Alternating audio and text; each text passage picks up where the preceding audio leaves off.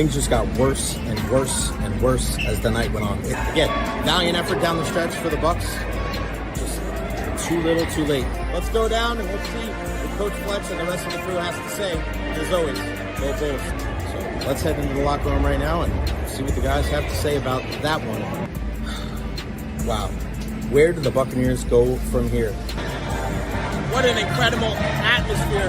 What a good win for the Tampa Bay Lightning. They snapped a 7-game winning streak. How we feeling, Bucs Nation? It's time to party, baby.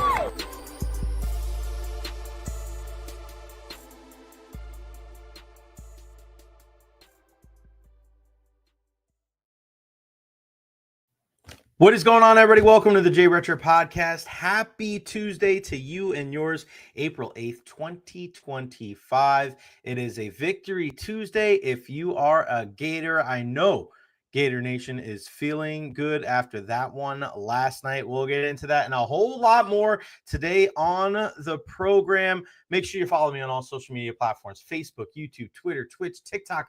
I am everywhere. Like and subscribe on YouTube. I'm also on iHeart, on iTunes, on Spotify. Everywhere you can get your podcast, I will be there. Download them. Take them with you. Video, audio. Trying to continue to spread my wings and to make this thing as big as humanly possible. What a show we have for you today. We are going to have our very first show with video calls, and I'm going to show you how to do that here in a bit. Also, just got one of these bad boys right here, our second unboxing video. This is from Steinbrenner High School, the Steinbrenner baseball team. We're going to be opening this box up on Thursday. I just got it right before the show today. I want to properly set it up. I want to properly promote it. I'll be at Amalie Arena tomorrow for the Lightning game, so we're not going to do it tomorrow, but we're going to do our next unboxing video, Steinbrenner Baseball, head coach Chenzo Scanio, on Thursday, right here on the program. If you know any teams in the Tampa Bay area that want to be part of my unboxing video series, send them on in, hit me up on social media, and we will make it happen. What else do we have? Plenty of things to go on. Let me give you the rundown of the program today. Have you guys seen these Budweiser things on social media where they're sending out special cans of Budweiser for the guys that didn't give up a goal to Alexander Ovechkin? Well, we have one of those guys joining us on the program today at 12:30. Mathieu Garon, former goalie for the Tampa Bay Lightning, is going to stop by and talk about that. We'll talk some Lightning hockey as well. So he'll join us at 12:30. At 12:50, we'll get into the win for the Lightning last night over the Rangers at Madison Square Garden up there in the Big Apple. But let's not forget, when you watch that game last night, you should be very grateful that you're cheering for the Tampa Bay Lightning, because the Rangers show you that this thing can just change like that. It's amazing. At 1:10 today, who are the hitters in the Rays lineup that you can rely on? We got an injury to Johnny DeLuca. Coco Montes, former USF Bull, gets called up. We're going to take more video calls from Rays Nation at 1:10, and then my top 5 moments from WWE Raw. These guys firing on all cylinders, less than 2 weeks away from WrestleMania. Cannot wait for that in a couple of weeks there in Las Vegas. Again, we are at Amalie Arena Wednesday and Friday this week. Such a wonky schedule when it comes to the Lightning. Usually we get on those Tuesday, Thursday, Saturday schedules, but this time it's Wednesday, Friday, Sunday. It's just pretty wonky altogether. And then, yeah, we're getting closer and closer to the end of the season. Can you believe it, as we inch closer to the Stanley Cup playoffs? And you got to feel good about the Bolts after that win last night, 5-1 over the Rangers at MSG. We'll get into that a little bit later on today. Continue with those super chats. If you want to make sure that your comment is read on air, make sure you join up with the super chats. $1, $2, $5, $10. Every single little bit helps. If you didn't hear the announcement yesterday, head coach Brian Hodgson is going to join us at 12:10. The new leading man for the USF men's basketball team.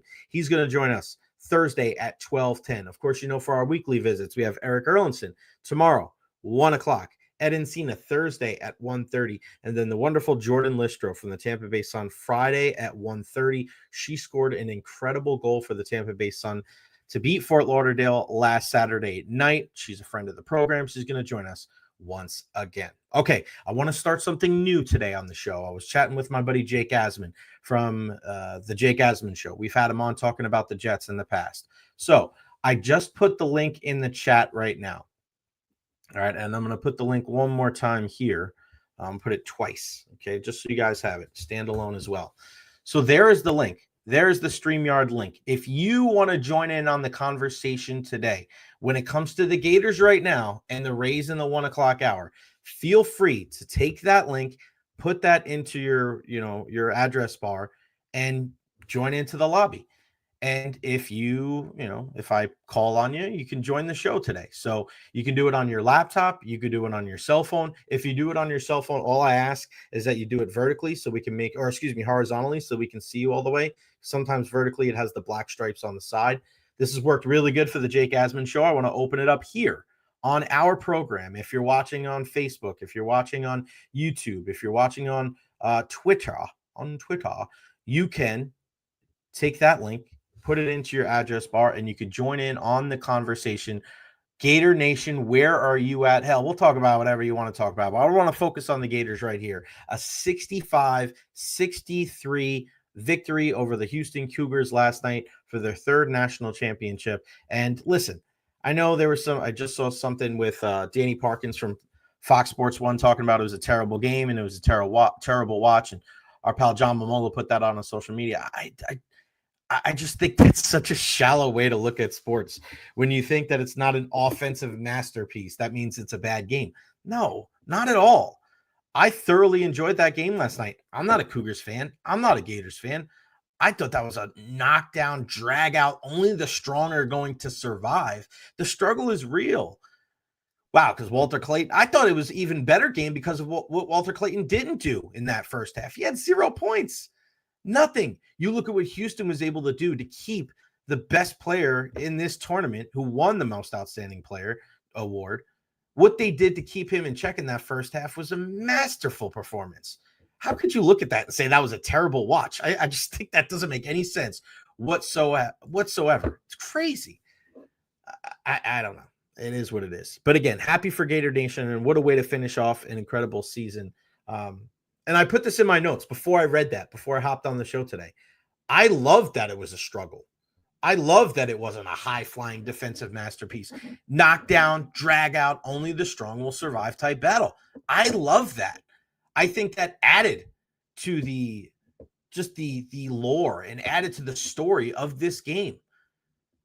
We've had it was so chalk, right? This entire, if you bitched and moaned about the Final Four, you bitched and moaned about there wasn't a lot of upsets, there wasn't a lot of Cinderella. So then you get a game like this and you're still complaining? Houston won the battle in the first half. They made it dirty. They made it ugly. They were fighting in a phone booth, right? This was a dirty boxing type of matchup. And they went into the locker room with a 3-point lead. That surprised a lot of people around the country. And then Walter Clayton Jr. battles back 11 points. Nothing came easy for him. And for all the talk about offense, it was Walter Clayton Jr.'s play on defense at the end of the game against Emmanuel Sharp that helped the Gators win a national championship. They led the game for 64 seconds. It's so crazy to think that what happened to Houston, they did that to Duke in the previous game, where Duke looked like they were in control the entire contest, right? And then, boom, this is what happens to them against the Florida Gators. Again, Florida led for 64 seconds in this contest. Will Recher was the guy that kept them afloat in the first half. 18 points altogether, but he was the guy that when things weren't falling for Elijah Martin, when they weren't falling for Walter Clayton Jr., Will Recher just kept him in it, kept him within striking distance, a la what Houston did to Duke in the Final Four matchup. And you say a lot of great things about him, but Tommy Haug did his usual 5 points, 5 rebounds, 3 assists, 1 block. He all season long, and I went back to watch some Tommy Haug highlights from throughout the season. And a lot of his big plays came when there was a highlight I was watching when Florida went to Auburn. They beat them in the regular season. What a great contest for the Gators as they beat the Tigers in that matchup. But what did Tommy do in that game? Auburn was cutting into the lead. It was down to like 5 or 6. Time winding down the first half, and Tommy hits a big three to get it back up to 9. That was his mode of operation all year long.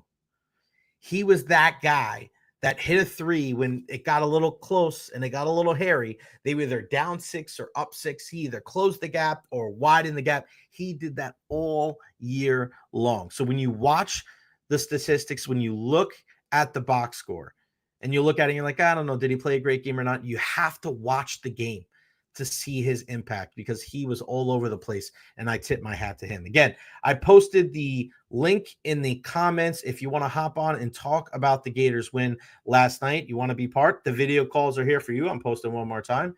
There you go, my fine feathered friends. I called out one guy going into the game last night, and I wanted to see if he was going to respond, and that was Alex Condon. 1 point in the matchup against Auburn, 5 fouls.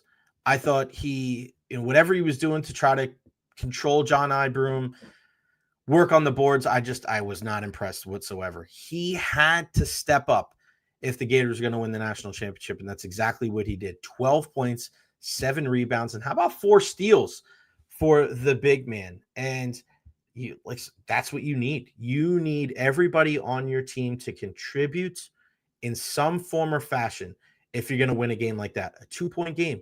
And I thought that Florida was going to have issues if they didn't keep the Houston Cougars off the offensive glass.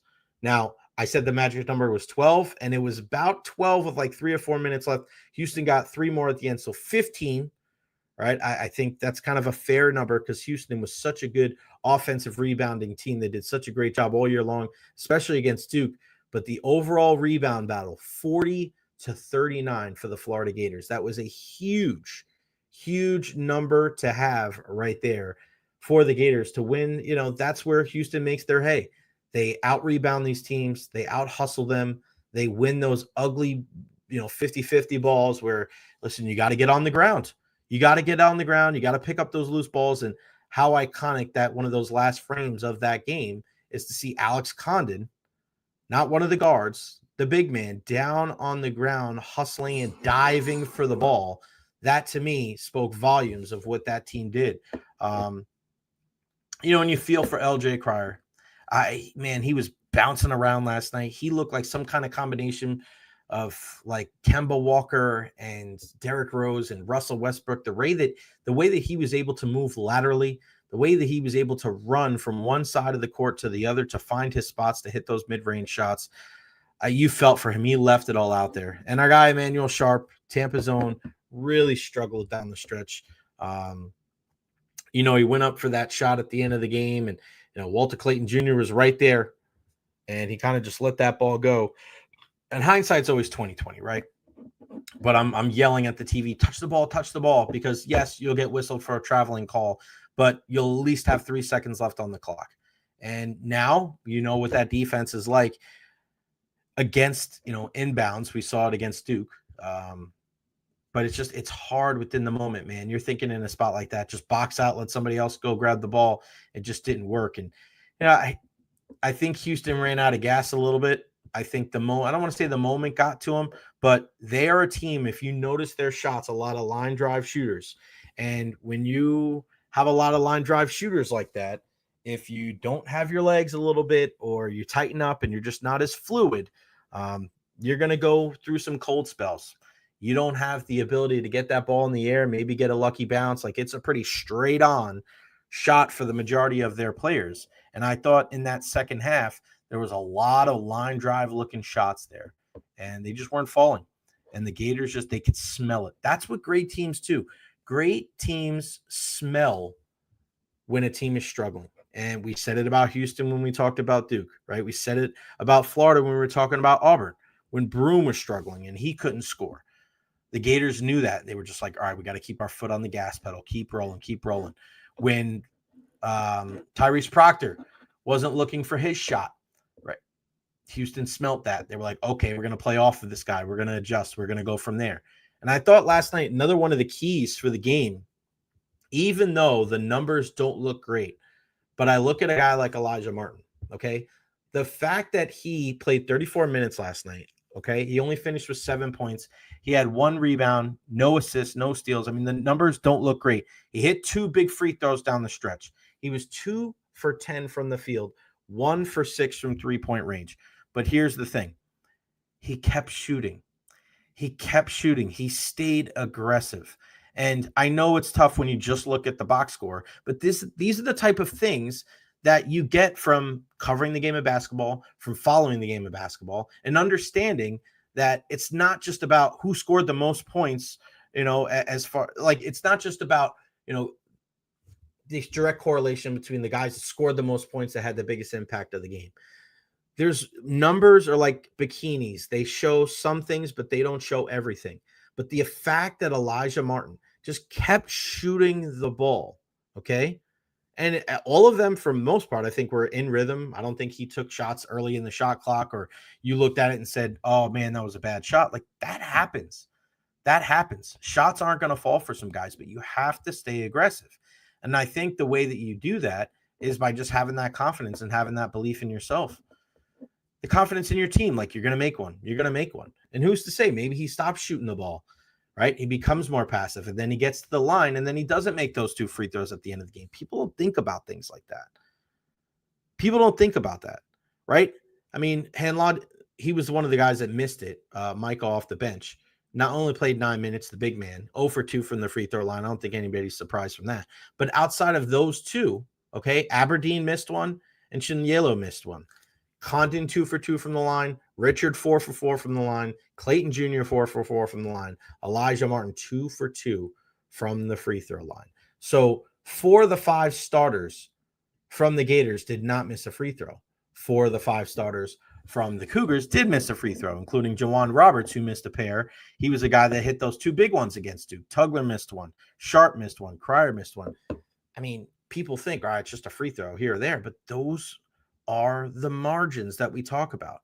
These games are so tight. It's such a back and forth affair that you have to make sure that every single shot, it counts. It matters. I want to hear from you guys. What do you think about that game last night? I'm going to post it right here.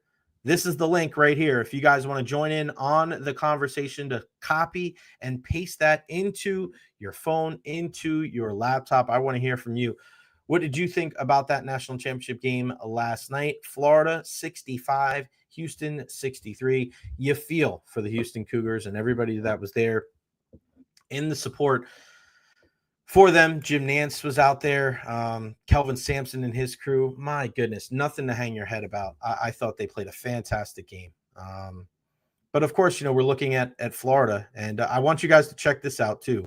I just saw this come down from our guy, Bennett Anderson. Shout out to our guy, Bennett. Let's see if I can bring this out real quick. Look at what Jesuit High School is doing tomorrow for Bennett Anderson. Our guy went from team manager. You saw him on the court last night after the Gators won it all. Here you go. Jesuit principal and interim president Mike. We're not going to. Schicitano, good kid from the neighborhood. Schicitano. This morning announced to the student body that tomorrow will be Bennett Anderson Day at Jesuit, an dress down day for the students and faculty. Nice. Anderson, a member of the Florida Gators basketball team, was captured the national championship on Monday. Anderson, valedictorian at Jesuit in 2020, graduated from UF in 2024, 398 in Industrial and Systems Engineering, currently in the Master of Science in Management program. He received the prestigious NCAA Elite 90 Award, which is earned by the student athlete with the highest cumulative GPA at the final site for each of the NCAA's 90 championships. A 3-year UF team manager and his second year as a player. National championship continues a magical ride. His story gained national prominence from his rise from Florida intramural player to making baskets late in big wins for the Gators in the NCAA tournament or SEC tournament in Sweet 16. And then he received a $10,000 scholarship from Walk-On Sports Bistro. He also co-founded and serves on the executive committee of the Gainesville chapter of Sleep in Heavenly Peace, a nonprofit that builds and delivers beds to children and families in need. Look at our guy, Bennett Anderson.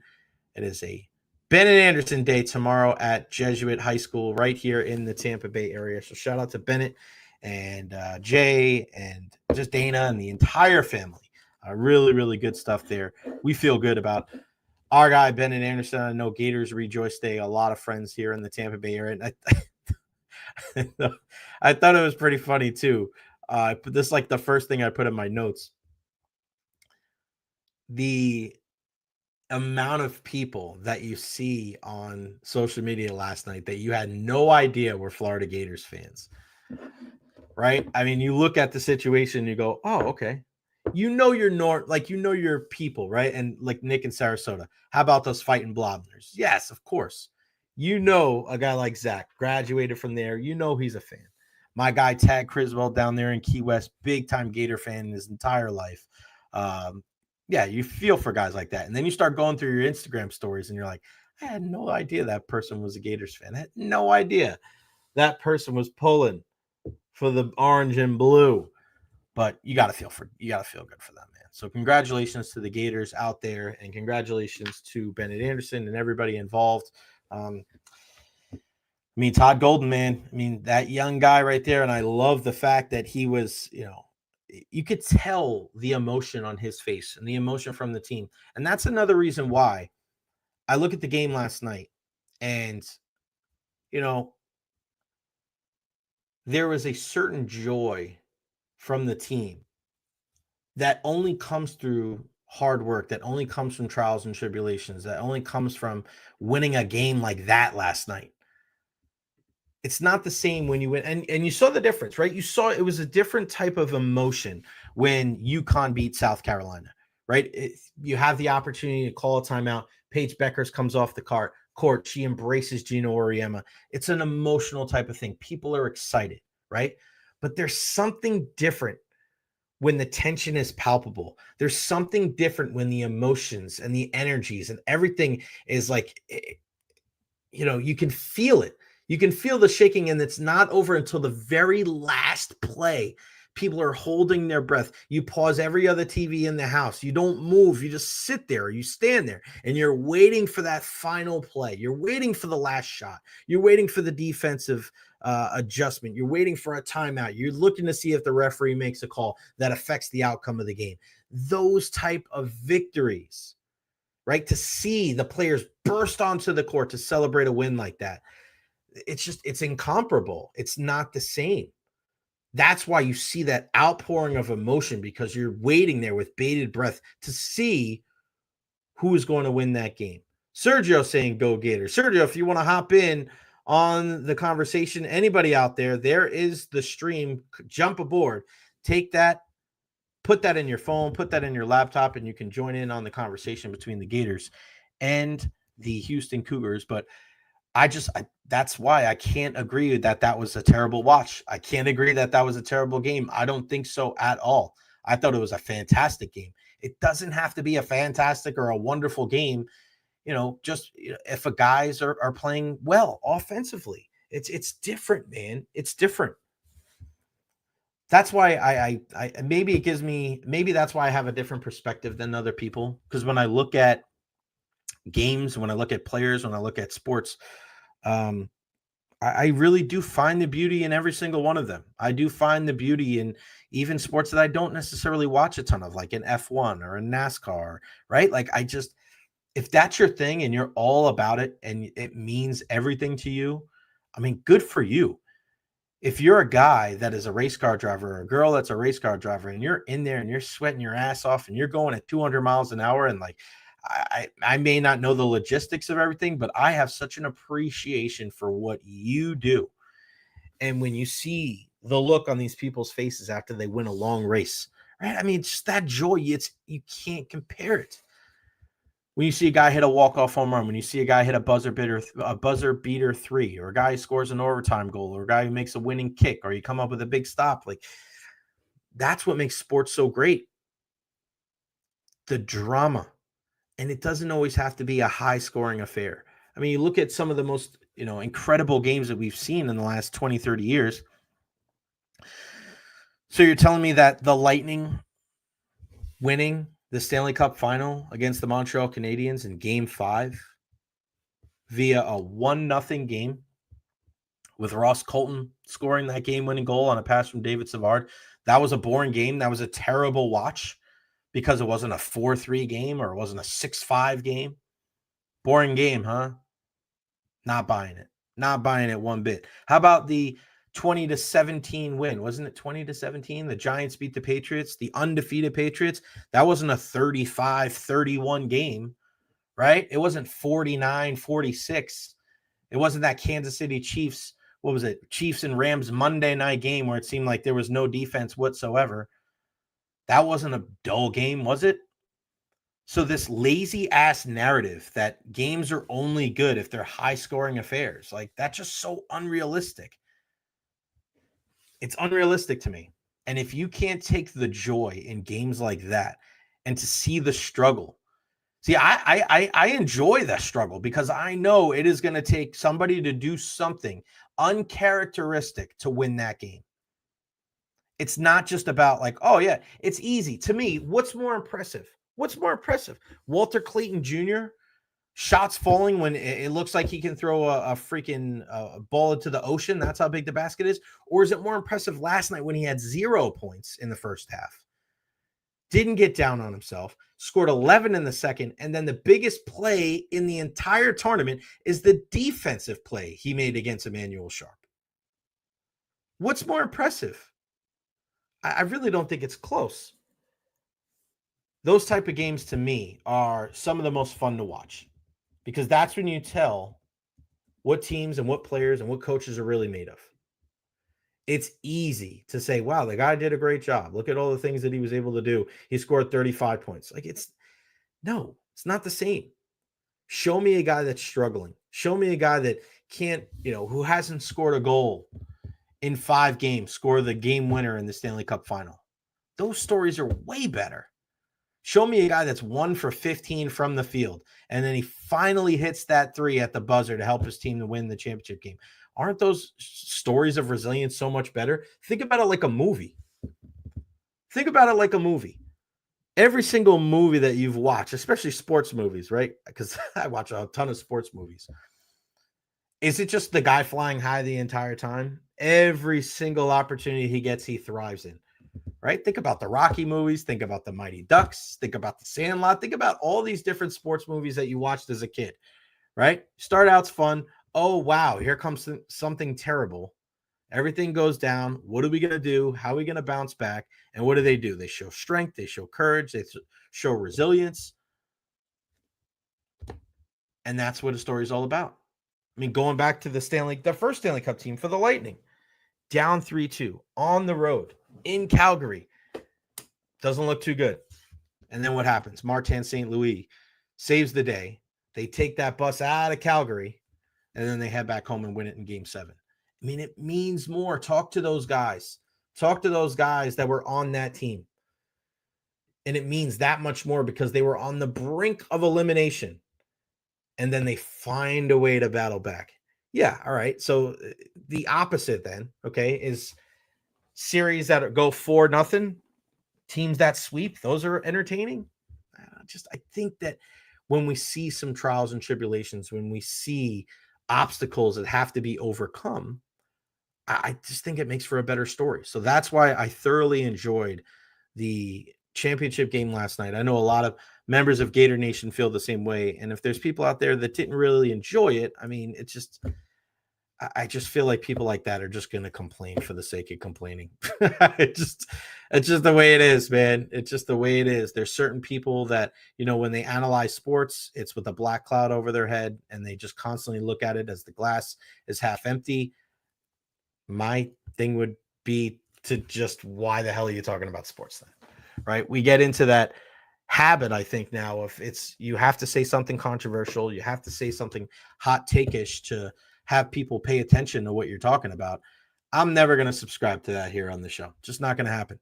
I want to talk about entertaining things. I want to talk about informative things. I want to talk about fun things and prop people up. I feel like there's enough storylines out there to make an entertaining show, not just to say stuff that you're just pulling out of your tuchus. It just doesn't make sense to me. So we'll talk more about that a little bit later on. We'll also discuss what's going on with the Raids and some of the hitters that you can keep an eye on going forward at Monday Night Raw. A little bit of everything on the program today. The Lightning with a big win last night against the New York Rangers. It was a little bit hairy there to start.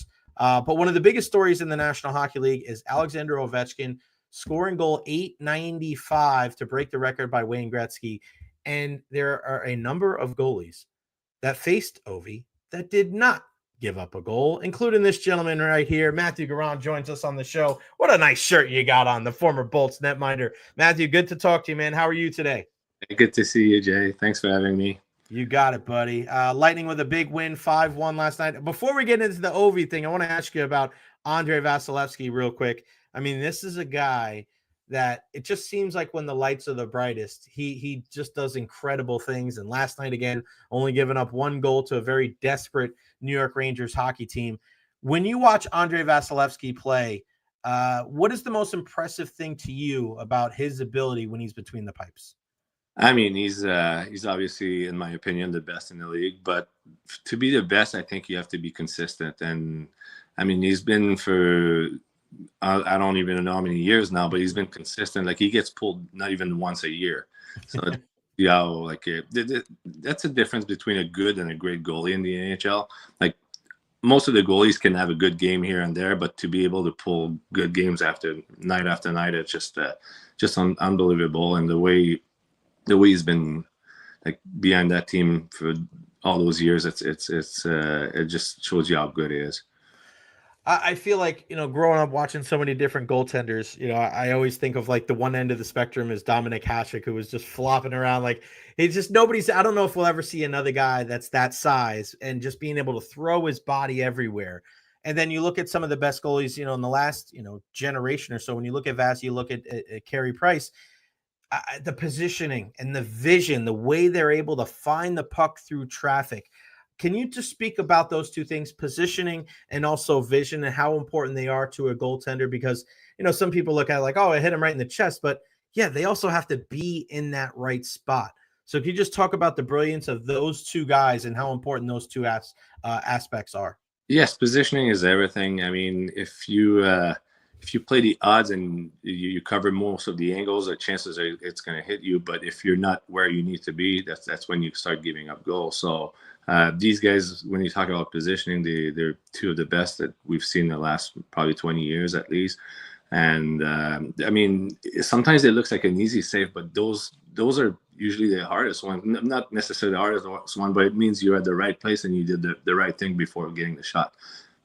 You'll see those spectacular saves once in a while, but those sometimes are luck, sometimes are you just happen to be there the last second. But the ones that looks easy sometimes are the ones that did the goalie the best job before. And as far as vision, I think these guys are really good at reading through traffic. Like you can see Vasi how active he is. He seems like he's working hard all the time. He's never taking a break or never taking his eyes off the puck, and he knows who's around him. So it's all about being aware of where the puck is and who's around you and who's a threat for a backdoor pass or anything. Were you a type of goalie that wanted to see the shot, or did you want your defenseman to block a lot of shots? Because I hear different things where like you'll see some coaches, and I know Tortorella was one of those guys, and I think you see the after effects of Dan Girardi and Ryan McDonough and those guys, like go out and block a shot, do whatever you can. But then I see other approaches too, where if the guy's far out, all the goalie wants the defenseman to do, all right, just keep the guy out of the way. Let me see the shot. What did you prefer more as a netminder? I prefer to see the puck. I mean, it's not always possible. Like most of the time, there's traffic. But at least when you see it, you stand more of a chance to make the save. As if you rely on the defenseman, sometimes it's just a little deflection and it still goes in. But saying that, like when you have a Ryan McDonough in front of you blocking all those shots, you're very thankful you have him because there's usually one in each team that does that for you, and those guys are very important for goalies. What kind of impact does a guy like Ryan McDonough have? I mean, we know what a guy like Victor Hedman does, right? I mean, offensive prowess. He's such a big leader, obviously the captain of the team. But a guy like Ryan McDonough, who is that throwback defensive defenseman, doesn't matter how many points he scores. Like it's not just about blocking shots, but it's also about that, that first pass out of the zone. I mean, that's one of the things I don't think gets mentioned about enough. It's like, all right, when he gets the puck on a stick in his own zone, he's making the right pass, whether he's flipping it high out, whether it's just a short pass to his defensive partner. I mean, how important is it to have a guy like that, like Ryan McDonagh, as a goaltender, knowing that, hey, I'll make the save, but the guy that's going to get the rebound or the guy that's going to be kind of my right hand or left hand man is going to make the smart decision every single time? As a goalie, I mean, Ryan McDonagh is a typical defenseman you love. Like you want that kind of defenseman. As much as I love the defenseman who's going to score 20 goals or do those big body checks or whatever, I'd rather have a safer defenseman like this, that you know exactly what you're getting night after night, always doing the simple plays, but makes it easy for the goalie, and you don't have to worry about him. He's going to be there every night. So. And even now, as a fan, if you were to ask me who would be my favorite player of the Lightning, it'd probably be Ryan McDonagh. Just the way he competes, and he's solid over there, and I know he's loved in the locker room. He's a really good leader too. So obviously, those kind of defensemen are what goalies are looking for. Yeah, no doubt. He's a goalie's best friend, right? Especially keeping the puck off the line.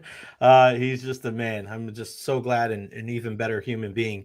All right, I want to ask you about this. You know, Budweiser sends you this can because you're one of the goalies that did not give up a goal to Alexander Ovechkin. 895 goals for the Washington Capitals captain, the absolute superstar, and now the goal-scoring king, passing Wayne Gretzky on Sunday there on Long Island against the Islanders at UBS Arena. And you're one of the guys. I mean, there's not many out there that did not give up a goal to Ovechkin. I mean, let's start off with getting that, presentation from Budweiser. Did you know that was coming? What was that like to be able to open up that box and to be able to see that you're one of those few guys that did not give up a goal to the Great Eight? Well, I found out probably a couple of years ago. I was one of those who never gave up a goal to Ovi. I didn't even have a clue. Like, I thought maybe me before, but I read my name on the list a few years ago, and then probably a month ago, Budweiser reached out to all of us, and they kept it a secret. They said something about a beer can with our name on it or a number on it, but they left it there, and they asked for an address. So I knew when it was about to happen or when it happened that I was going to get something in the mail. But it was a very nice surprise, very thoughtful of Budweiser Zero for doing that for us, and I think it's pretty cool. It's obviously the more games you play against him, probably the less chance you have to give up. But no, I'm very happy. It was very thoughtful, and I'm glad I'm part of it. Yeah, I mean, do you remember playing against Ovechkin? I mean, it's just one of those things where, like, we knew he was going to be good. He scored that 31st or 32nd goal that he scored against Brian Boucher on the ice, where he's like go behind his head. Like, do you remember playing him? And if you do, what are some of your memories of young Ovechkin? Oh yeah, of course I remember him. I mean, I don't remember all the saves. Obviously, I think it's 7 games, 16 shots, but I saw a few highlights lately, so it was good to. But no, from the beginning, it's just like Sidney Crosby, right? It would be like when you play that team, you know exactly who he is. You know what he's doing. You know he's ready for a one-timer on your right side. He's just someone you're really aware of. And, I mean, as a young player, he was already very dominating in the league. And he was a threat anywhere he was on the ice for sure. So it was the one-timers, right? In that office over there. Of course, we've gotten used to it in the Tampa Bay region. We talk about Stamkos's office over the last couple of years. But, I mean, outside of the power play, where he was in his office and he just kept firing slap shots, it didn't even matter if he was to the circle, even back by the blue line. But what about an open ice? I don't, a lot of people talk about the one-timers in that spot. But he was also dangerous with the puck on his stick going through the neutral zone and when he had a full head of steam, too. Oh, yeah, he was dangerous everywhere on the ice. I mean, even without the puck, he was dangerous because he was hitting everybody. But I remember him driving the net, like he would pull his shoulder down and then cut to the net. He was a big guy coming at you. You knew you were either going to get hit by by him or your defenseman, or he was going to go wide. So it's just he was very dominating. It was not just his one-timer. I mean, just like Steven, we know them a lot for their one-timer, but that's not all they are. Did you think that he was going to break the record? I mean, I just think Wayne Gretzky, you think about Wayne Gretzky, you're like, I don't know if this record's ever going to be broken. Is it surprising, or is it just one of those things where it's like, even early on in his career, you knew he was a special talent, so there was a chance? I mean, I don't think anybody knew at the time. Like, there's so many young players that start really, they have the first couple of good years, but to be able to do it for 20 years, that's where I think it's just amazing. You don't expect people to be that consistent for that long, and he was one of the few that was able to do it. And I mean, just like anybody else, the last couple of years, you see it coming. You're like, oh, is he going to stay healthy? But I mean, he's got all 40, 42, 43 already, and he didn't play all the games this year. So who knows? I know, it's crazy, man. And then people are like, well, Austin Matthews, and it's just like, you just never know, man. But you're right. The health is the most important thing. And for those that don't understand, especially you as a goaltender, how important is, I know it may sound like a real simple question, but how important is that health? How important it is to, especially during such a long hockey season, to take care of your body? Was there a point in your career where you made an adjustment as you got older and said, oh man, I really need to focus on this more. I need to make sure that I take care of it? Because we saw with Andrei Vasilevsky, he was doing a lot of squats. He hurt his back. He missed the first 20 games last year. And he spoke before this season, like, hey, I got to change how I prepare for these games. I got to take care of my body more. At what point in your career did you focus on that? Did it change? Was it always the same? What happened with you? No, I think probably just like Vasi, like when you're young, I mean, if you don't get injured early in your career, you think you're invincible. You think, Right. hey, it's easy. But as you get older, you gotta take care of your body a little bit more. For me, being very flexible, I would never thought that groin injury would become an issue towards the end of my career. But I tore my groins like probably 3-4 times towards the end of my career. So it's just something. I mean, it's hard. You can't prevent all that stuff. You obviously, teams are surrounded by very good medical staff, and they help you with that. But it's hard to play with injuries, like you were saying earlier, especially for a goalie. Like if you have like a problem with your groin or anything else, it's just like or your knees. You use your butterfly. You use your stretch, like on every shot, basically just a random shot. You're going down on your knees, and you apply stress on your knees, on your hips, on your groin. So as soon as you have a minor injury, you think about it, and it's hard to be 100% after that. No doubt, man. And another guy that we're seeing getting a lot of love is Marc-Andre Fleury, and you know him pretty well. I mean, to be able to see, one thing I love about hockey, and you're a great guy to ask this. I love to see how many nice gestures that we've seen. I mean, from Ovi himself. I mean, he had the Capitals come back out. Those guys are walking into the locker room the last time that they played. He got everybody out there to shake Marc-Andre Fleury's hand there at center ice. And that's, to me, what makes hockey special, is that there's a legacy to it. There's a respect factor around the league. Can you talk about that being a part of it? Just the respect that a guy like Marc-Andre Fleury has, but also how that is within kind of the brethren in the National Hockey League, where you're going to battle it out, man. You're going to go toe to toe to try to win the most difficult award in sports. But at the end of the day, you take your gloves off and you shake hands when it's all said and done. Just discuss that if you can, Marc-Andre Fleury, but also the respect that hockey players have for each other. Yeah, respect. I think it's always been the case that hockey players have a ton of respect for each other. But I like the last few years, I feel like players are not afraid to show it anymore. Back in when I started my career, you would never seen that because you had to look like you hated the other team or the other players. But I like that guys are showing more respect to each other like this. It's great for the game. I think it's great for the players too. There's more respect, more accountability. But also, like Marc-Andre Fleury, if there's one guy that deserves all that credit, it's him. I had a chance to play with him in Pittsburgh. He was also my roommate, so I spent a lot of time with him. What a great guy. What a great career.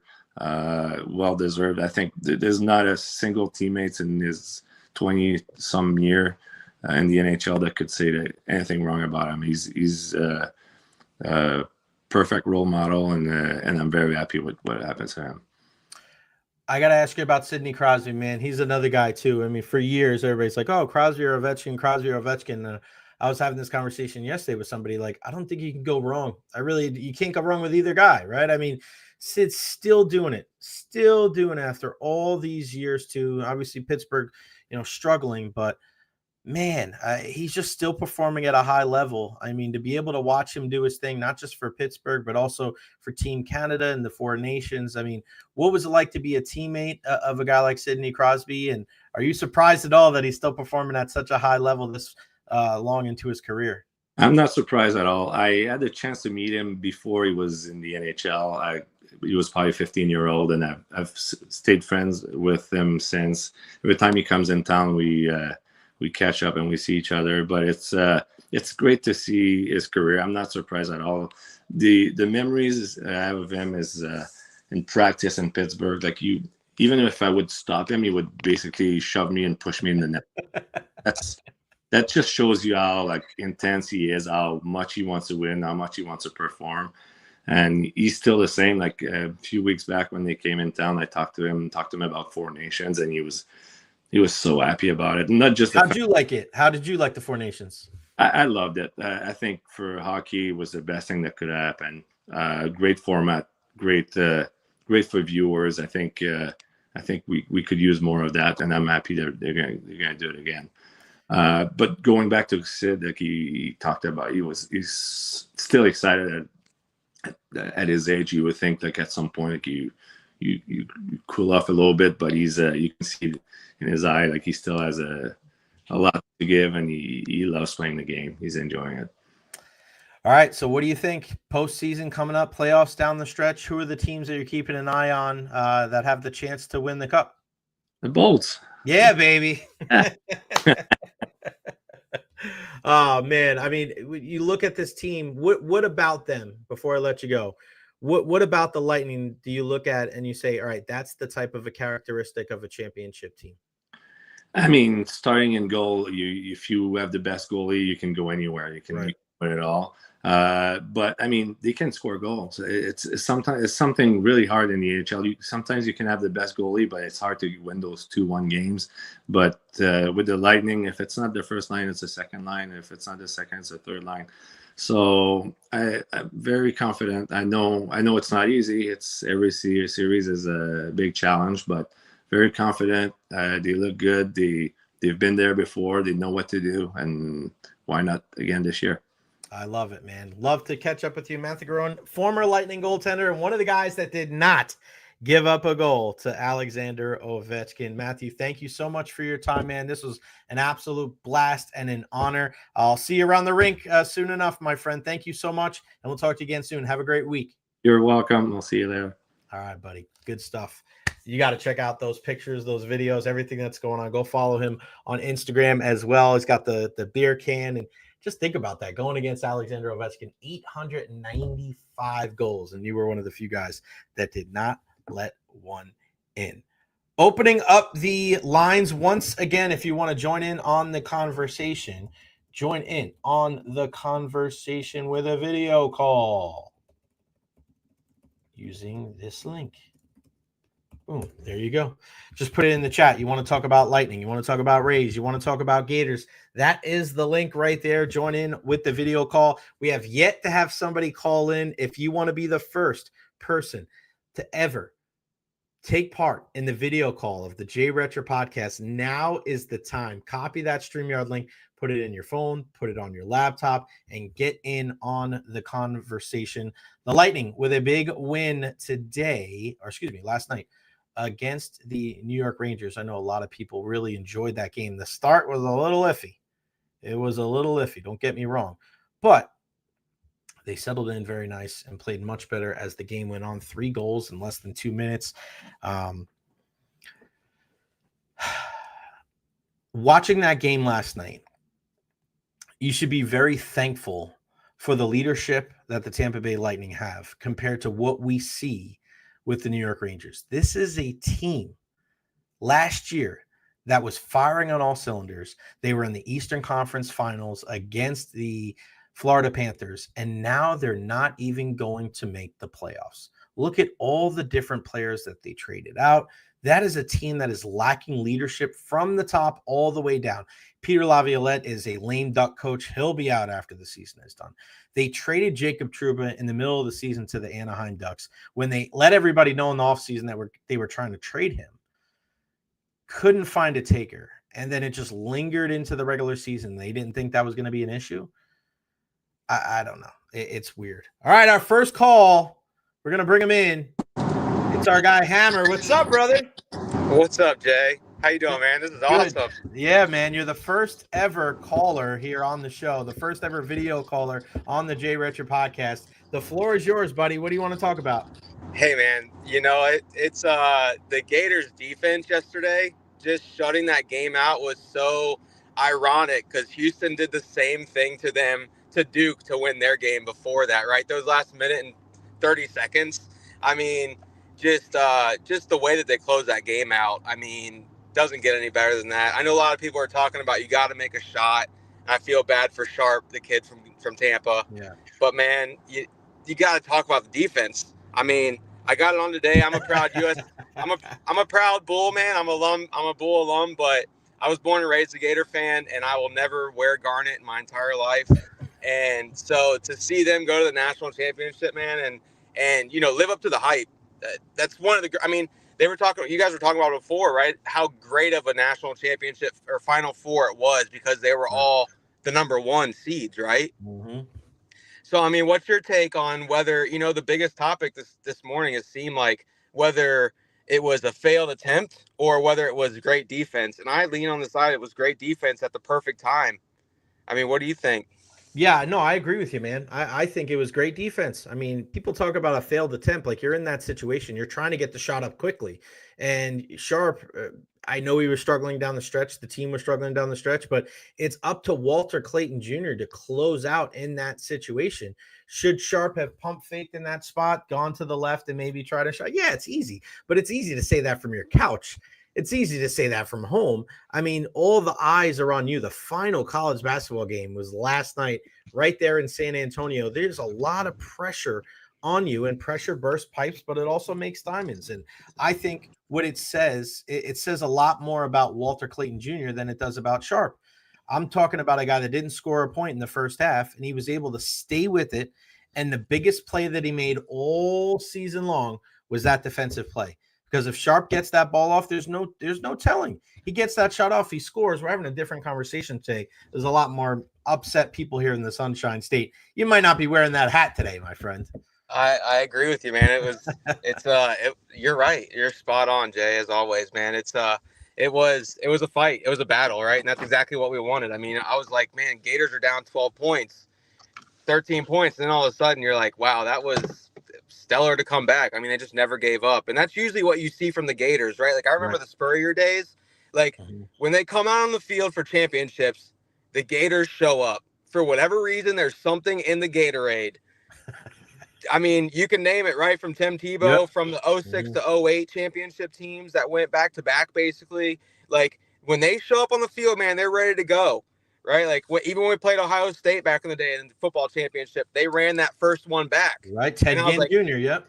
I was like, "What is it, man? That's 10 seconds. That's all it is. It was 10 seconds and 7 points, and they just came up and showed out. You know, and they kind of resemble the Bucks. I was thinking this morning, what a great championship winning defensive teams at the time they needed it.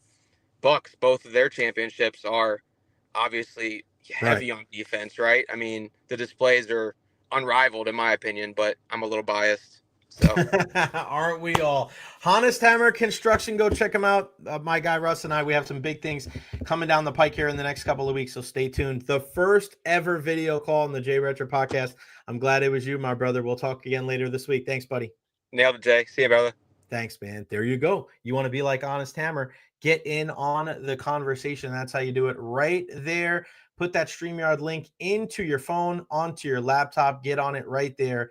And you'll be in good shape, and you'll be just like our guy, Honest Hammer. We'll talk a little bit of everything. Dave Velasquez, come on. I know you're one of those guys, too, who in the bluest of blue hell is Coco Montes. Come on, man. It's a USF grad right there, buddy. It's a USF grad. We'll talk about that here in a second, but I want to get back to what we were talking about with the Lightning. You know, we look at, and again, this is why I was so concerned about getting rid of Todd Bowles and promoting Liam Cohen, because change just for the sake of change is not great. You can't overreact. You need some modicum of consistency. And you look at the Rangers with a phenomenal goaltender with Igor Shesterkin. You got a top 5, top 10 player in the NHL with Artemi Panarin. You have Adam Fox in the blue line, who's phenomenal. You have a lot of good players. Former number 1 overall pick, Lafreniere. You have Zibanejad and Kreider and Trocheck and JT Miller. There's a lot of good players on that team. Will Cooley is a good young player. Defensively, you got Keandre Miller. You've got a Will Borgen, who they got in the deal with Seattle. I think that was a smart deal as well. But it's just really, really strange how it just went completely in the crapper this year for them. But it's a lack of leadership.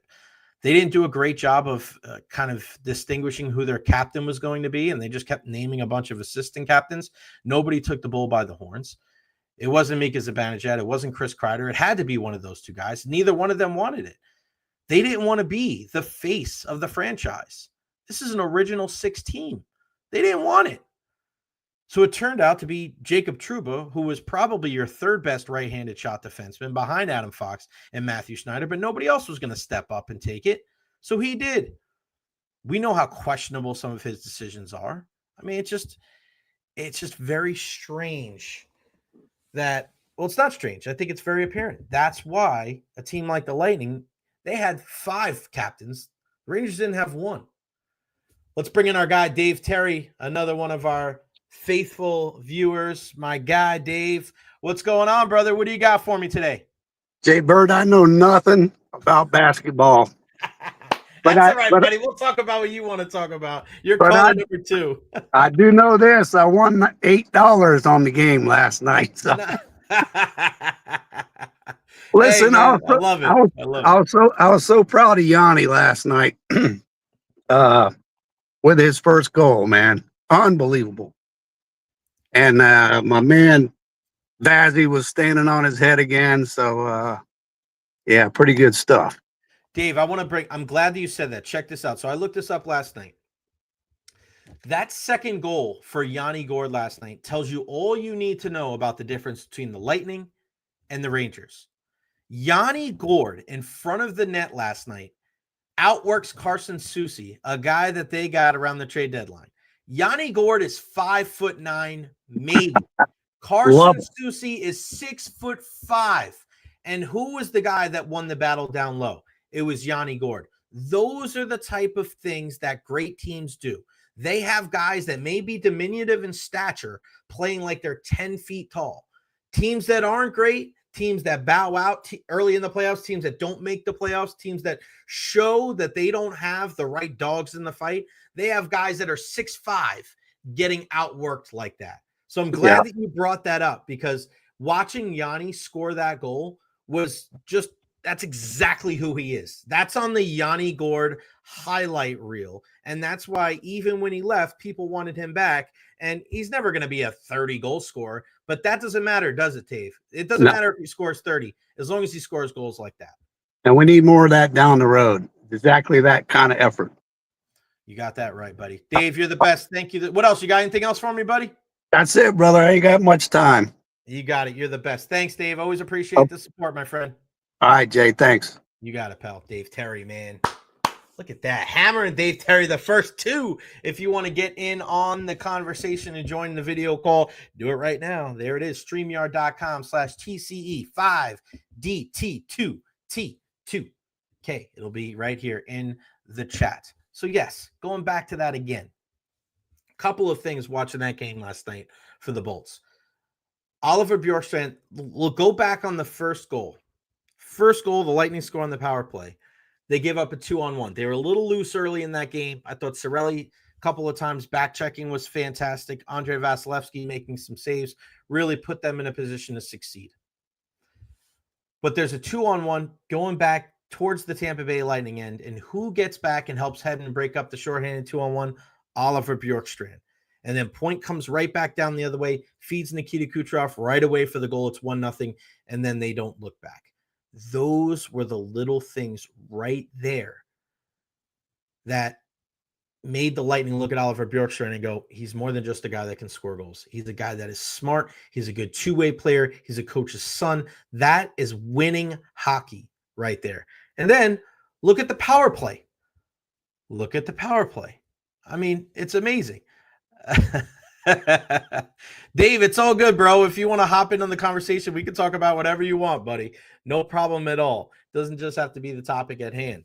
But maybe the Lightning were slow playing the power play a little bit. Maybe they didn't want to put Oliver Bjorkstrand on there too early, to maybe just hide some of the looks for these other teams, because you saw it yesterday. Bjorkstrand in there, switching spots with Pointer a little bit. I like that. Some creativity on the power play. And then again, you look at Braden Point, stuffing a puck in at the side of the net, heart, hustle. That guy does a little bit of everything. But again, it's another indication of why the Lightning are where they are and the Rangers are where they are. It just, it is what it is, man.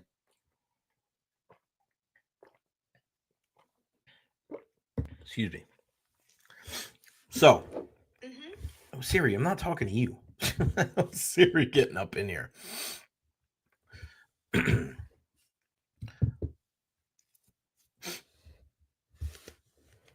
So I'll say it one more time. If you're a Lightning fan, just look at what's going on with the New York Rangers and thank your lucky stars that you have the leaders in place to not have an incredibly talented team just turn into a dumpster fire overnight. You have Jeff Vinnick, you have Julian Brisebois, you have John Cooper. You lose your captain in Steven Stamkos, and you still have Victor Hedman. Hell, you could have 2 or 3 other guys that would step up to the plate and say, I'll be the captain. Ryan McDonough would do it. Anthony Cirelli would do it. Right? Just think about that. The Rangers had, 5, 6 assistant captains because nobody wanted to step up and wear the C on their chest and be a leader for an original 6 team in the National Hockey League. Don't tell me that has nothing to do with why this team has gone completely off the rails after going to the Eastern Conference Final last year. You have one of the best goalies in the league in Shesterkin. You have Adam Fox. You have Artemi Panarin. The talent is there, but the heart isn't there. The soul isn't there. There's no accountability. There's nobody stepping up in big-time situations going, give me the damn puck. I want to make a difference here. They're trading away all of these players. You're trading away, Capo Caco. You're trading away Filipino, 2 of your highly touted prospects, like they're the problem. Jacob Trouba, who does have his warts defensively, but he was a physical presence, and he was a guy that stepped up and put the C on his chest when guys like Chris Kreider and Mika Zibanejad didn't want to. You're moving Mika Zibanejad to the wing. You're moving Chris Kreider to the 4th line. Like, that is not what good hockey teams do. And then you watch the game last night, and you watch 5'9" Yanni Gourde out-muscle 6'5" Carson Soucy in front of the net for the second goal. That is all heart. You can't tell me that something like that isn't a microcosm of the difference between these two teams. Look at Braden Point's goal on the side of the net where he's just stuffing the puck in there past Igor Shesterkin. If it wasn't for Igor last year, that team gets bounced in the first round. They're lucky that they were able to stumble on a guy like that, where if it wasn't for Andrei Vasilevsky and Connor Hellebuyck, he's probably the best goalie in the game by far. It goes back to getting rid of John Davidson, one of the most beloved people, one of the most beloved figures in the history of the New York Rangers. You get rid of a guy like that, you panic, you elevate Chris Drury to the decision-making process. He has been just absolutely abominable in that spot. Bad decision after bad decision after bad decision by Chris Drury. And now what? Now look at where they are. Look at teams across the National Hockey League on paper. They don't have as much talent as the Rangers do on paper, but you don't win games on paper. You can't measure heart. You can't measure grit with numbers on a piece of paper. And you look at that game last night. The Rangers needed to win that game to keep their season alive. And they had some good push the first 10 minutes or so. And then Oliver Bjorkstrand back checks on a 2-on-1. The Lightning race back the other way. They score a goal. And then in classic 2024-2025 New York Rangers fashion, they melt. 3 goals in a little over a minute and a half. Embarrassing. You are the team that inhabits the world's most famous arena, and that is the type of effort you put out. You should be ashamed of yourselves. Sam Rosen, a mentor, a guy that is a huge reason why I got into this business. It's his last year, and that is the type of crap that you put on for display that Sam has to call in his final season with the Blue Shirts. That entire organization should be ashamed of themselves. A once proud, historic franchise. This is what it's whittled down to. Embarrassing. I have a lot of friends and a lot of family members that are Ranger fans. They are the team that made me fall in love with the sport. That 1994 team will always have a place in my heart. Mark Messier guaranteeing victory in Game 6 of the Eastern Conference Final, and then scoring a hat trick against Martin Brodeur and the New Jersey Devils, and then winning Game 7 on an overtime goal by Stéphane Matteau, and then going and beating the Vancouver Canucks in the Stanley Cup Final in Game 7 with Brian Leetch winning the Conn Smythe.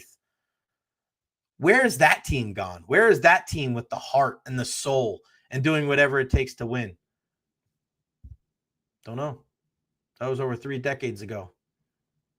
And it's no surprise that they haven't been back there since.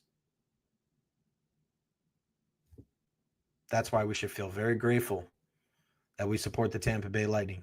Because you can question some of the play. You can question, some of the talent. You can question some of these things that maybe don't go well for the Tampa Bay Lightning. And maybe some of the roster moves that have made the last couple of years, getting rid of Ryan McDonough, not re-signing Steven Stamkos. But one thing you're never going to do, you are never going to question the heart and the hustle and the work ethic of this Tampa Bay Lightning team. Not going to happen. And that's why going into the postseason, the Bolts have a great chance at making another long playoff run, and the Rangers are going to be golfing in 2 weeks. I hope they have their tee times booked for Bethpage Black or Wingfoot and Mamaroneck, or you want to go out east somewhere on Long Island. And good job. Go work on your swing on your 3-iron. Get that 5-iron ready, because you're going to be on the outside looking in come postseason time, and they have nobody to blame but themselves. So again, I said this before the call before, it even stretches to the Bucks. Why, when everybody out there was so, just think about this, guys. It's easy to do it. Maybe it's not so easy to do it at the time, but just think about it now when we're not in the middle. We're not faced with a decision like that, right? Get rid of Todd Bowles and bring in a guy like Liam Cohen. Change that leadership. Is that a smart move? Lightning gets swept in the first round by the Columbus Blue Jackets. Fire John Cooper? Were those smart moves if they would have happened? No. You can't overreact. You have to identify what is important. Identify the intangibles. Identify the things that you can't compute on a piece of paper. And I think therein lies what some people have issues with when it comes to the Tampa Bay Rays. It's always about the numbers. It's always about the advantages. It's always about the analytics. I don't think people subscribe to that. I think people want to see more of coaching with your guts and reading the game and reading in between the box scores. That's who is the last team standing. Nobody's going to give a shit about Walter Clayton's shooting percentage in the game last night. It doesn't matter.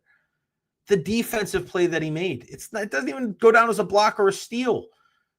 It's not even on the stat sheet, but it was the biggest play of the game last night. Intangibles, the fine margins, the little things, the things that you can't compute using a number. That is the difference between a team that wins a championship and a team that's talking about winning championships. That's the difference between a contender and a pretender. Too many pretenders in sports, not enough contenders. All right, we're going to open it up again. Talking about the Rays. Who are the hitters in the Rays lineup that you can rely on? Join in on the convo. Boom. All of our Rays fans out there, Rays Nation, you want to get in and join the video call? You could be video caller number 3 in the history of the Recher podcast. Honest Hammer jumped on to talk a little Gators. We had Dave Terry chime in to talk a little Lightning. I want to hear from you, Rays fans out there. Who are the hitters in the Rays lineup that you can rely on? Join in on the conversation. StreamYard.com/TCE5DT2T2K. And we did see the news earlier today that Johnny DeLuca is now sidelined, which stinks because, he's on the IL with a shoulder injury after a red-hot start. He was batting .435, OPS over 1,000, out for the next 10 games due to a right shoulder strain. And after having some discussions last year about Johnny DeLuca, there were questions within the organization whether or not he was going to be able to hit enough to be an everyday player in the big leagues. Base running, fantastic, a really good defender as well, but hitting, can he hit enough to be a guy that's going to play 140 games in the season? Well, he showed it this year. He showed it that, I know it was only through, how many games did he play? He played in all 9. He was getting an opportunity. .435 average, on base .480, slug .522, 10 for his first 23, scored 4 runs. I mean, this is all you could ask for. He was a guy that even going into the season, I don't know if many people knew that he was going to be consistent offensively, but when he got his opportunity, he made the most of it. So chime in on the conversation now, StreamYard.com/TCE5DT2T2K. You can join the video call right now. Who else do you rely on? Who can you rely on in this Rays lineup? And I don't know if you saw this yesterday, but I'm going to play the video talking about my issues with Yandy Diaz. And this is from yesterday. And listen, Yandy has been a fantastic hitter for the Rays. Don't get me wrong. But if he continues to do what he's doing, I mean, they're really, really going to struggle. So here's what I had to say yesterday about Yandy Diaz and this Rays offense. It's simple. Offensively, they got to pick it up. Ben Rortvedt and Danny Jansen are combined 1 for 29. After an incredible spring, Curtis Mead is 1 for his first 13. Taylor Walls is batting 136. Yandy Diaz is batting 158. Junior Caminero has 0 home runs and only 2 runs batted in. They only have 5 home runs total in their first 9 games, 3 of them off of the bat of Brandon Lau. The other 2 are Jonathan Aranda and Cam Meisner on opening day. And think about it, 10 hits apiece for Johnny DeLuca and Jake Mangum, 9 for Meisner, 8 for Aranda. Where the hell would the Rays be without those guys? It's time for those other dudes to step up. It's time for Junior to step up. It's time for Yandy to step up. If the Tampa Bay Rays are going to take advantage of their home-heavy schedule here early in the 2025 season, their best players need to be best players. I mean, that's the thing about Yandy Diaz. Yandy, and we had this conversation with Brady North last week, what he does in the batting cage. Yeah, I mean, fantastic. You know what's not fantastic? His on-base percentage or his batting average. He's batting 158. He has 6 hits in his first 38 at-bats in 9 games. That's troublesome. That's worrisome. You know what's even more worrisome? He's got 1 walk. 1 walk. This is a guy batting at the top of your lineup. He's not getting hits. He's not getting on base. Yandy's got to pick it up. We're not picking on the guy. We know it's still early, but if the Rays offense is going to do anything, it starts with the catalyst. It starts with the guys at the top of the order. And I'm looking square at Yandy Diaz. It is time. It is time for you to lead this offense. Enough is enough. I don't care. Go out tomorrow against Kyle Hendricks and walk 4 times. Get on base. This offense is doomed if a guy like Yandy Diaz continues to hit like that. I don't take that back at all. This offense is doomed if Yandy continues to swing the bat like this. You can't start slow every year. You can't afford to do that because by then you get so far behind the 8 ball. Now you're just worried about trying to get back up to 500. Who can you rely on right now in this Tampa Bay Lightning offense? Feel free to chime in, text in, or join the video call right there.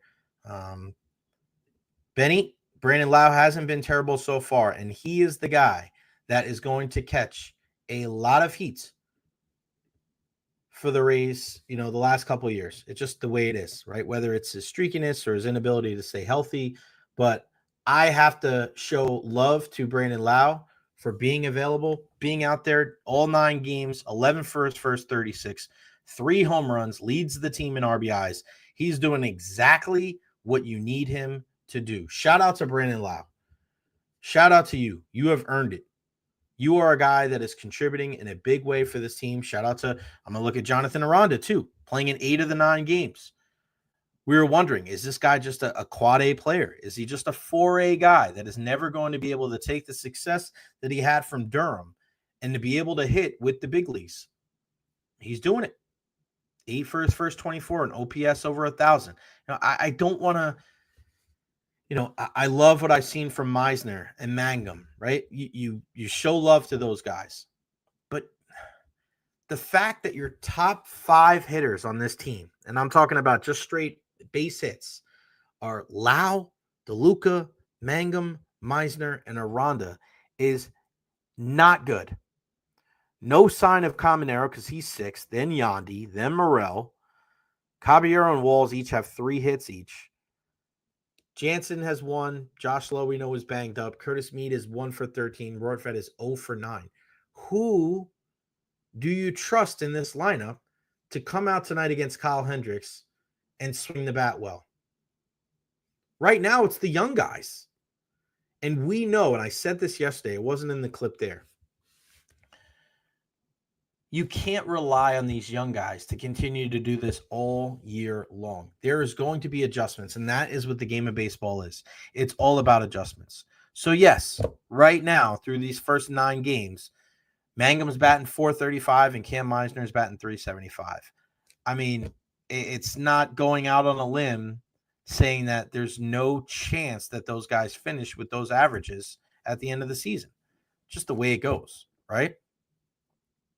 Doesn't mean that they're going to take a huge fall off, but teams are going to adjust. Those shots that are falling are not going to fall as much. They have to, it's almost you readjust to the adjustment. But that's a lot to ask from multiple players that don't have a ton of big league experience under their belts. Junior Caminero and Yandy Diaz. Those are the 2 guys. If this offense is going to go, especially with Josh Lowe being out, those are the guys that need to step up. And it starts tonight. It starts tonight against Kyle Hendricks. And this is a guy that has pitched for a long time in the big leagues.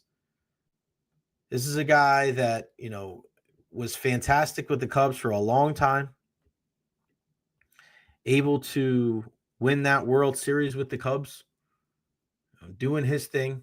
Just throwing changeup after changeup after changeup. He started Game 7 in the 2016 World Series. Like, that's something you can never take away from him. He was the ERA leader that year. This is a guy that's going to throw a ton of strikes. He signed a 1-year deal in November. This is a California kid from Dartmouth. He was a professor.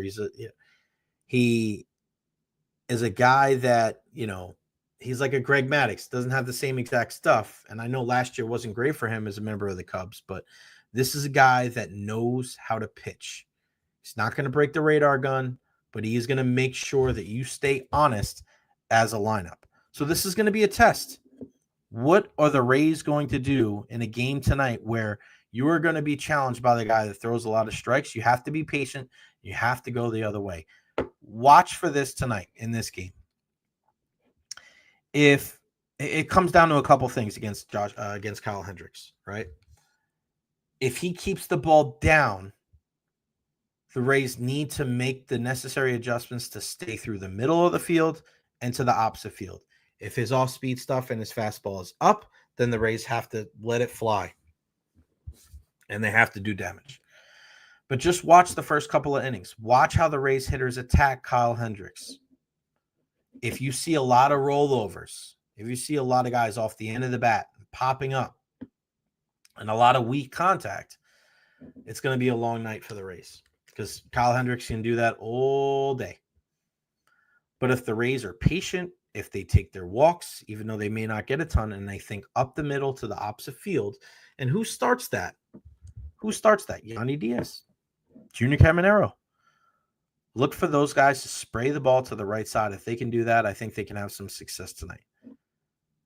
On the bump for the Rays tonight is the one and only Shane Baz. And after what he was able to do last week against the Pittsburgh Pirates, that's got to make you feel good to have him on the rubber. And I know with as much as we're talking about with the lack of offense, I mean, Baz with no walks last week against Pittsburgh, 6 innings pitched, scattered 7 hits, struck out 10. You want to make sure you keep the runners off base. But, yeah, is he going to be able to continue to throw the ball well when he doesn't have that emotion of going against his former team? I think he'll be okay. But you look at the offense for the Los Angeles Angels, and you say to yourself, okay, well, are we buying that they are a legit team that's going to be able to do some damage the entire season, or are they going to start out hot and then struggle once again? Is Mike Trout going to be able to stay healthy? Played in all 9 games so far. He's only batting 188, but he's got 3 home runs. I mean, watch out for Logan O'Hoppe, the catcher behind the dish for the Halos. 5 home runs so far. Big strikeout candidate. He and Jorge Soler have over 10. But listen, there's guys in this lineup that have been around. Jorge Soler, World Series champion right there. You have Tim Anderson, former, batting champ. Yoan Moncada, another former Chicago White Sox. Nolan Shanuel, batting 257, no home runs left. They got Lil D, Travis d'Arnaud on the team as well. So we know where their, power and their efforts come from. We saw it last year at Tropicana Field against, wasn't it, who was the pitcher for the Rays that was, Phil Maton gave up that home run to Mike Trout at Tropicana Field last year. Don't let Trout beat you. I say all those other names, but whether it's a guy like Shane Baz, whether it's, any of these other pitchers that you're going to see and guys in the bullpen, do not let Mike Trout beat you. No way. Put him on if you have to. I don't care what his batting average is. I don't care that he hasn't stayed healthy the last couple of years. He is so far and above when it comes to the talent on this roster. When it comes to being there's no Shohei there. There's no Anthony Rendon in his prime there. There's other decent batters there, and I don't even care if O'Hoppe has 5 home runs or not. Do not let Mike Trout beat you. That is bullet point number 1 for the Rays pitchers in this series. Do not do it. I mentioned Johnny DeLuca going down. Coco Montes gets called up. And for those that do or do not know, Coco Montes, a guy that we saw at USF, a South Florida grad. And when you look at him, 15th round pick by the Colorado Rockies. I mean, what a great story for him to continue to battle and to find a way. And he did a good job in spring training. This is a guy that, could have made, if he was on a different team, maybe he makes it. But he gets called up, and the reason why he gets called up is because he's on the 40-man roster. And I know Steve Carney from SaintP9.com, SaintP9.com, SaintP9.com was having this conversation with people because I know a lot of guys want Chandler Simpson to be called up, but he's not on the 40-man roster. And he's only got, 40 at-bats in AAA. So let's not, freak out and be like, why isn't he up here? That's just not the way that the Rays do business. It's not the way that they go about things. They're not going to bring a guy like Chandler Sampson up if they don't think he's 100% ready. And I know he's beating out ground balls to first base, and he's quicker than a hiccup, and he made such an incredible impression on everybody in spring training. But right now, to get a guy off of the 40-man, like, you don't want to do that. You don't want to do that for a guy that you're not going to bring up full time. Eloy Jimenez is that same way. Like, could you bring a guy like that up? Yeah, but he's not on the 40-man. So if you don't think this is a long-term deal, which that's what it seems like, just dealing with a little bit of a nagging shoulder injury for Johnny DeLuca, then you're not going to do that. You're not going to, burn up a 40-man, burn up a spot on your 40-man because of that. It's not going to happen. So that is why Coco Montes gets called up. So who's your outfield then, right? Who is going to be your outfield? Who's going to man center field? You're going to see a lot more Jose Caballero, right? You see Meisner, you see Mangum out there, and we'll see. Other guys have to step up. The injury bug has already done a number on 2 of the outfielders for the Rays. Josh Lowe no longer in there, and now Johnny DeLuca. Let's hope that Josh Lowe's not out for a long time, because he is a guy that they sorely need in this offense.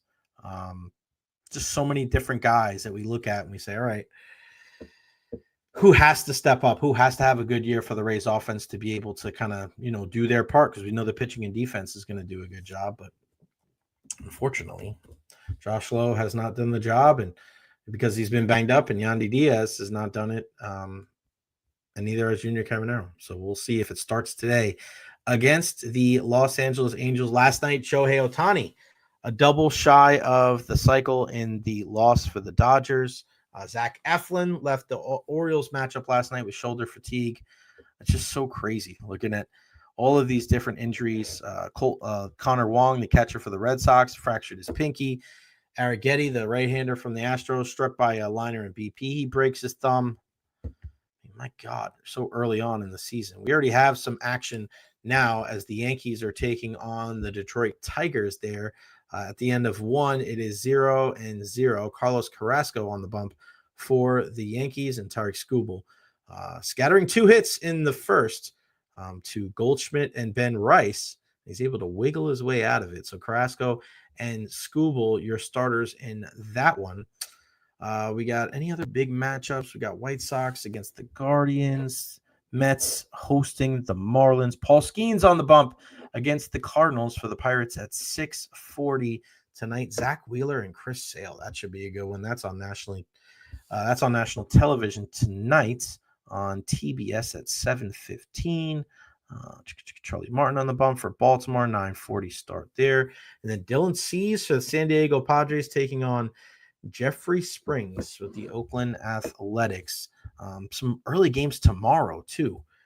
St. Louis and Pittsburgh at 12:35. Mets and Marlins at 1:10, as well as the Yankees and Detroit at 1:10. Max Fried and Jumpin' Jack Flaherty.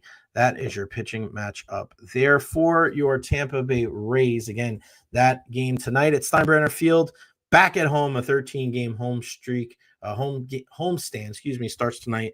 7:05. Kyle Hendricks and Shane Baz, 6-3 Angels, the 4-5 Rays. Tomorrow, Ryan Pepio against Yusei Kikuchi, a 7:05 start there. And then the go home day right there, the travel day. Soriano on the bump for LA, and then Zach Littell 0-2 with a 4.15 ERA for the Rays before they welcome in the Atlanta Braves this weekend. We'll see if they can turn it around. They are 1-8 through 9 games. My goodness, that's a very big surprise for me. I did not see that coming. They were a team. I was going to do if you remember, I was going to do my predictions a couple of weeks ago, but I was so pissed off with everything that happened with the credentials and everything like that. I kind of lost my bleep that day. So we didn't end up doing. I wrote them down somewhere, but I know they're not Oakland anymore, Benny. You're right there. The whatever you want to call them, the Sacramento, or I don't even really know, man. I really don't even know. Lightning, they're in action again tomorrow. So that's tomorrow's show will be live from Amalie Arena. And shout out to Nikita Kucherov. 3 straight years of 80 assists. 3rd straight year of 80 assists for Nikita Kucherov. I mean, you think about it. Think about the names that are on that list. Wayne Gretzky, Paul Coffey, and Bobby Orr. The only winger to do so. You look at what Wayne Gretzky was able to do. I mean, it's incomparable. I mean, he did it. Gretzky did it from 1979 to 1992. That dude did it 14 years in a row. Coffey did it in the heyday right there, 83 to 86 with the Oilers. I mean, you're playing on that team with Gretzky and all those guys. Like, no surprise there. And then Bobby Orr is Bobby Orr, one of the greatest defensemen ever. I'm playing with our guy Phil Esposito. So Nikita Kucherov, for him to be able to do that and to join those absolute legends, you can't say enough good things about Nikita Kucherov and what he's able to do on the ice for the Bolts. He's an incredible hockey player, and can't wait to see what he does, tomorrow night as the Lightning return home. It's going to be good. It feels like it's been a while since we've seen him, but it's a huge one tomorrow night. If the Lightning really want to have a chance at the 1 seed in the Atlantic Division, tomorrow night winning in regulation is where it starts and ends. If you don't win tomorrow night against the Leafs, kiss that number 1 seed in the Atlantic goodbye. It still might be a very tough uphill climb because you are trailing when it comes to the standings behind the Toronto Maple Leafs.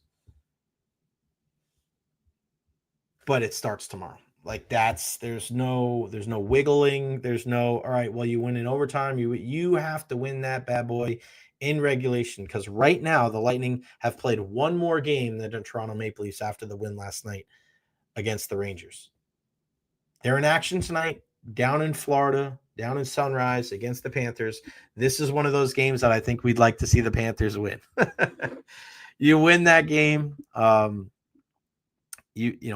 win that game, right? They're 2 points behind the Lightning, but then the Lightning have a game in hand. The Maple Leafs move up to 77 games played, just like the Lightning, and the Lightning are 2 points behind. And then tomorrow night's game, second game of a back-to-back with the Leafs. You can win that game. Now you're tied. You have one more regulation win. So let's just put it like this. If the Panthers win tonight in regulation, if the Lightning win tomorrow night in regulation, at this point Thursday, the Lightning will be in first place in the Atlantic. But those two things have to happen. We're hoping for a Panthers regulation win tonight and a Lightning regulation win tomorrow. If we can see that, then the Lightning will be in first place on Thursday, and they control their own destiny. But let's say the Leafs win tonight, and then they win tomorrow. Kiss the division goodbye. It ain't happening. Just focus on making sure you have more points than the Panthers, and you have home ice in that first round matchup. That is what you have to focus on. All right, let's finish talking some Monday Night Raw, and these are my top 5 takeaways for Monday Night Raw. Here they are for you. My top 5 takeaways from Monday Night Raw. Number 5, you knew Rey Mysterio was going to get a match at WrestleMania, and I'm glad it's with someone as talented as Chad Gable. El Grande, Americano. That's going to be a great match. You can't have a WrestleMania and not have Rey Mysterio involved in some form or fashion.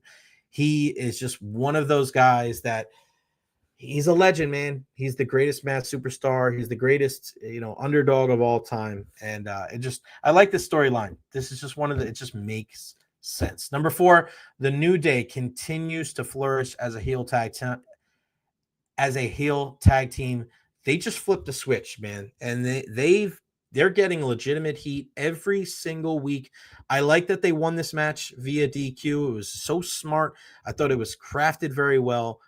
They didn't win the titles, and then they attacked the War Raiders after the match. I think it's time for a switch. You got to put the titles on these guys. And I want to see them wrestle at WrestleMania. I mean, do you wrestle the War Raiders? Maybe, but I like this new look. I like this fresh coat of paint on Xavier Woods and Kofi Kingston. Keep this thing going.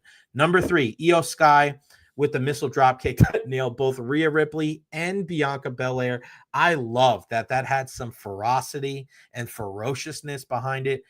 She's in such a tough spot right now as the third wheel, even though she's the champion. But I love how she's interjecting herself. There's so many other people that would just stand on the sideline and they would look awkward. No, she looks pissed. And I love that even though she's getting pushed by Rhea and pushed by Bianca out of the way, she finds a way to make sure that she lets everybody know that I'm still the champion. That is the storyline. There is that big one-on-one clash with Rhea Ripley and Bianca Belair. And WWE has to find a very creative way to tell the story to make it that EO is still important. And I think they've done a masterful job in doing so. I love that Bianca wearing all black attire. It looks like she's really investing into the heel side of this whole thing because there are a lot of cheers for Rhea. There are a lot of cheers for EO and not as many for Bianca Belair. Keep going down that road. I love the outfit last night. I love her intonation on the microphone. I think they're building this up. They're going to crush it. This match is going to absolutely deliver in every single way, and I really hope that EO comes away with the title. Number 2, the Braun Breaker spear that will be on his highlight reel forever. Him running down the aisleway. Carlito, I guess they told you what to do. But Braun Breaker running down to the ring, Carlito meeting him outside, and Breaker absolutely splitting him in half with that spear. He does a front flip to finish it. That was a thing of beauty. You will see that for the rest of Braun Breaker's career. Hell, you might see that for the rest of as long as wrestling is on TV, you're going to see that spear. That was magnificent. And then number 1, Seth Rollins talking smack to Paul Heyman, pushing him a little bit, smacking him a little bit, baiting CM Punk to run down into the ring. And then as CM Punk gets back into the ring after a little scuffle outside, Seth nails him with the stomp. And then as Paul Heyman is down on his hands and knees, checking on his best friend, the guy that he is going to corner at WrestleMania, not Roman Reigns, his best friend CM Punk, as he's down there, Seth Rollins runs over like he's going to stomp him and stomps right in front of him on the mat and says, now you owe me a favor. This is what I want to see. I want to see Paul Heyman turn on CM Punk and turn on Roman Reigns and join up with Seth Rollins. I want them to start a little mini faction of guys that are doing everything humanly possible to be successful in this business, to be successful with the WWE, that are just not getting the opportunities, not getting the push that they so rightfully deserve. I would love to see Seth Rollins and Drew McIntyre. Maybe some other guys, and I'll think about it. Are there anybody else that you would add to that group? Think about how good a Paul Heyman-led faction with Seth Rollins, Drew McIntyre, I would say Kevin Owens, but now he's hurt, and get well soon KO. But who else would you put in there? Because I think that could really do some damage. And who would see that coming? Paul Heyman turning on Roman Reigns and CM Punk at WrestleMania, joining up with Seth Rollins. Sign me up. I am all about that. I would love it. I'm sure a lot of you would too. All right, a big thank you to our guest today, Mathieu Garon, and everybody that chimed in. Shout out to Honest Hammer and Dave Terry for contributing to the conversation. We're going to continue those video calls. If you want to be part of the Jay Recher podcast, we're going to make those available for you every single day. We want to hear from you. Make sure you follow me on all social media platforms at Jay Recher, Facebook, YouTube, Twitter, Twitch, TikTok. I am everywhere. I'm also on Apple, iTunes, Spotify. Just go everywhere. I am out there. Like, subscribe, make sure you download the podcast, the audio, the video. Every single little bit helps. Like and subscribe on YouTube. That is really one of the big things. And help out with the super chats and just share this content, man. Share it on your social media, because the bigger and bigger we make this thing get, it's undeniable. Wow. Some breaking news in the NBA. The Denver Nuggets have fired coach Michael Malone. Like, this is another thing with the NBA. Like, my God. Where are we at now with the standings? The Nuggets, the team that's in fourth place in the West, they're 47-32. They are on a 4-game losing streak. So that's why they fired him. Wow. So much for loyalty. Just the NBA is so weird, man. I mean, look at the Milwaukee Bucks. You win the championship with Coach Bud. You go through a little bit of a skid. Your team's in transition, right? And you look at them right now, they're in 5th, right? They're on a 4-game winning streak, but they're not the dominant team they were when Coach Budenholzer was there. They're not better than the Pacers, the Knicks, the Celtics, or the Cavs. Celtics and Knicks tonight. That's going to be a good one. It don't make sense. It doesn't make sense in these teams. They fire these coaches and they think they're going to be better off because of it. I mean, look at the stability that these other franchises have. And again, right? We just spoke about it with the Rangers, right? Are the Nuggets going to be actually getting closer to a title by doing this or farther away? And we'll see. We'll check back in a year or two and we'll go from there. All right. That's going to wrap it up for me. Yeah, same thing. Live from Emily Arena tomorrow. Eric Erlinson is going to join us at 1 o'clock. Going to try to get Sebastian Greco on the program tomorrow as well. USF slugger from right here in the Tampa Bay area. We'll also have sound from John Cooper and the rest of the members of the Tampa Bay Lightning tomorrow. Ed Encina Thursday. Coach Brian Hodson from the USF men's basketball team on Thursday as well. Friday, Jordan Listro.